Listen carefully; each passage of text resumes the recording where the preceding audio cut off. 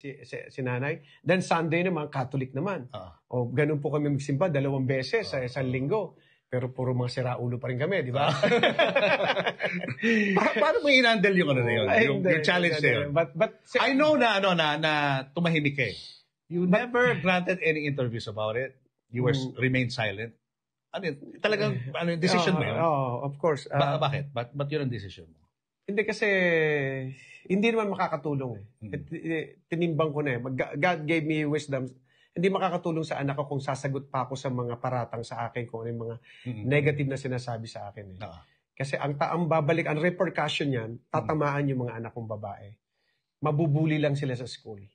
Kasi if I'm going to put myself in their shoes at ganun ang nag-aaway yung magbabangayan yung lahat yung lalabas sa social media, mga babae pa naman yung ano ko, mga balik. Ako, di bali na ako. So sabi, bali ako na.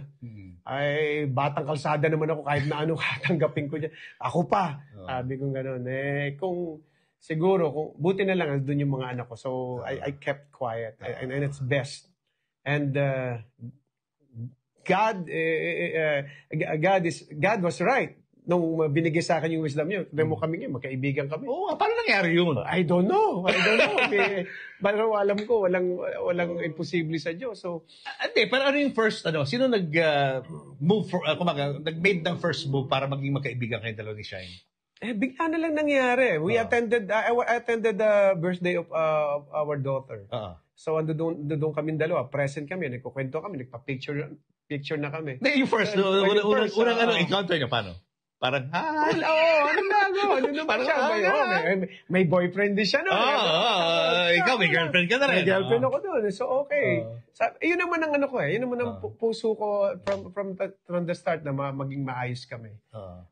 And how did that make you feel? Na okay kayong dalawa? Naging...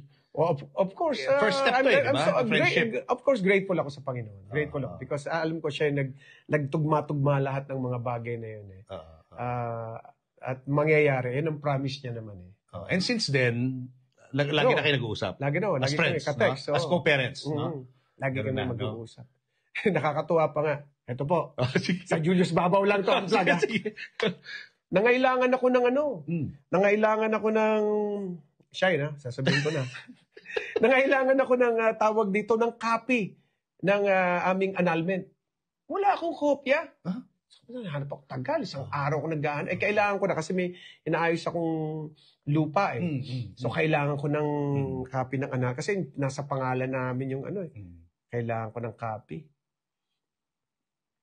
Si Sunshine may copy. Shine. Pwede nga kopya. Wala na sa aming awkward. Wala na. Pero copy. Wala.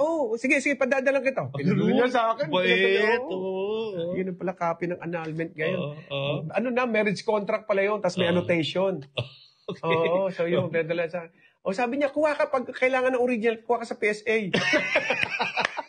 Grabe. Diba? Galing. Diba? Yan po sana po mangyari din sa inyo yan.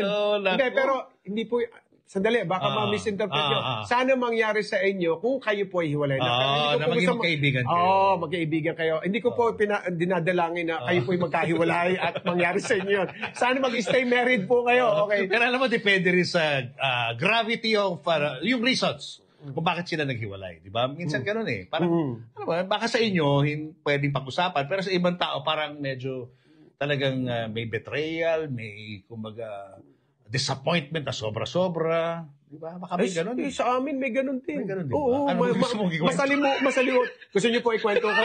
I-Gcash niyo muna ako. Anyway, water under the bridge.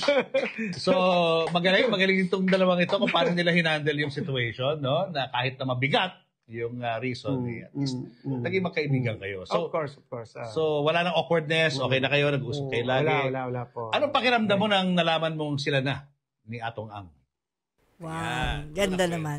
Yun ang kwento. Pero marami pa kami pinag-usapan ni Buboy. So, panoorin niyo po sa aking channel. Naka-upload na po yan sa Julius Babaw Unplugged YouTube channel. And happy Father's Day sa aking kaibigang si Cesar Montano. Happy Father's Day, Buboy.